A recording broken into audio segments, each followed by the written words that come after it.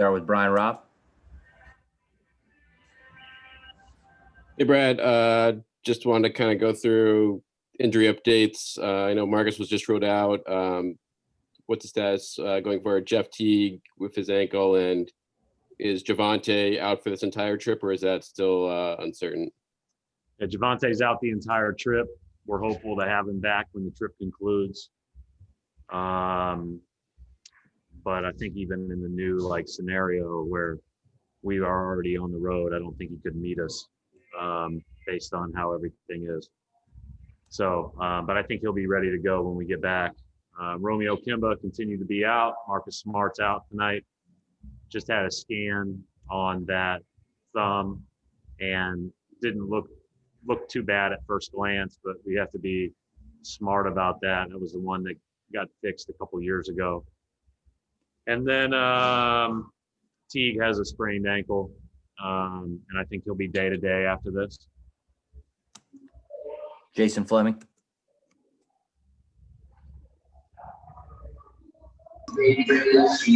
Coach Stevens, how you doing, sir?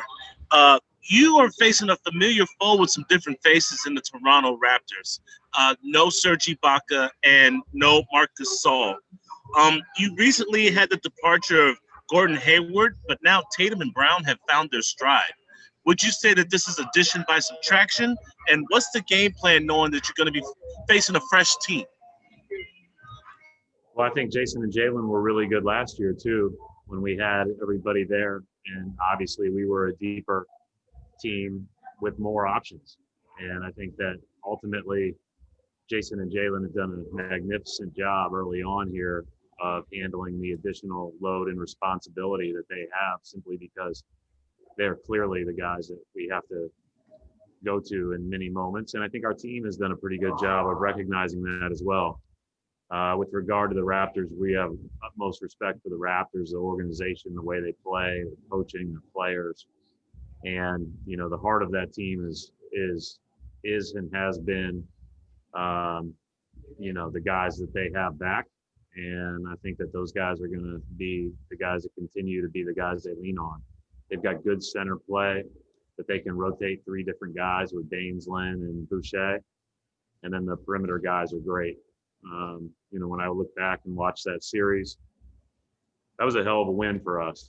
I thought our guys gave everything they had, and obviously you had to play a full 48 minutes every single night to have a chance to beat them, and that's what you expect tonight.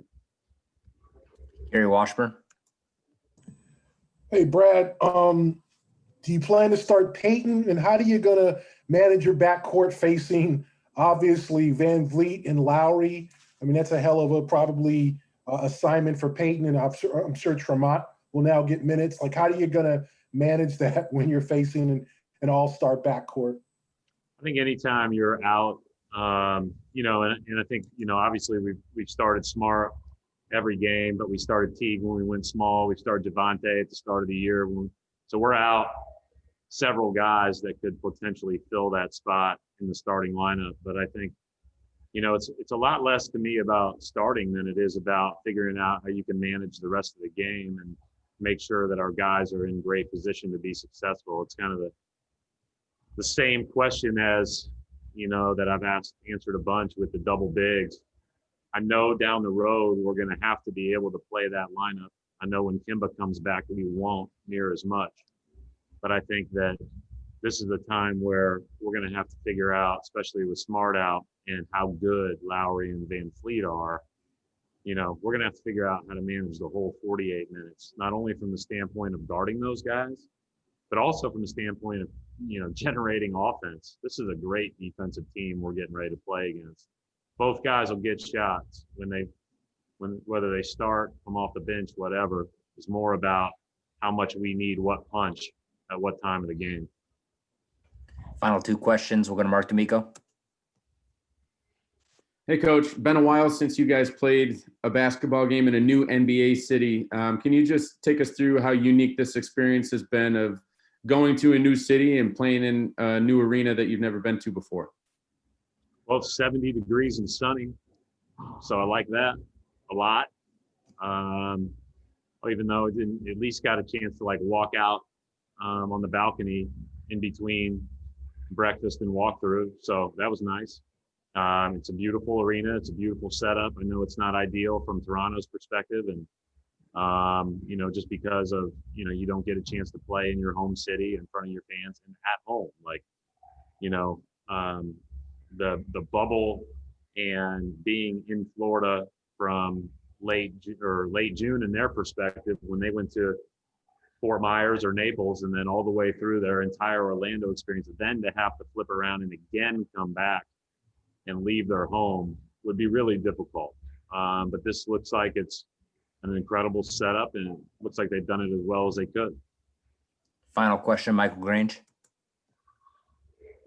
Hey, Brad. A little bit on that theme. Is it kind of a relief as a visiting coach that you're not coming into Scotiabank Arena, that you're not having to deal with some of the challenges of playing on the road? Does it feel like you're at a road game? I mean, I think, Mike, this would be the first time we've played in front of fans.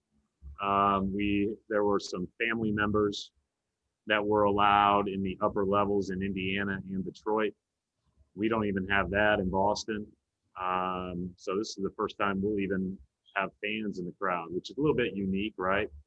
It won't be like playing up there. Those are some of the best fans in the league and some of the rowdiest fans in the league. But likewise, we don't get the benefit of playing in front of ours.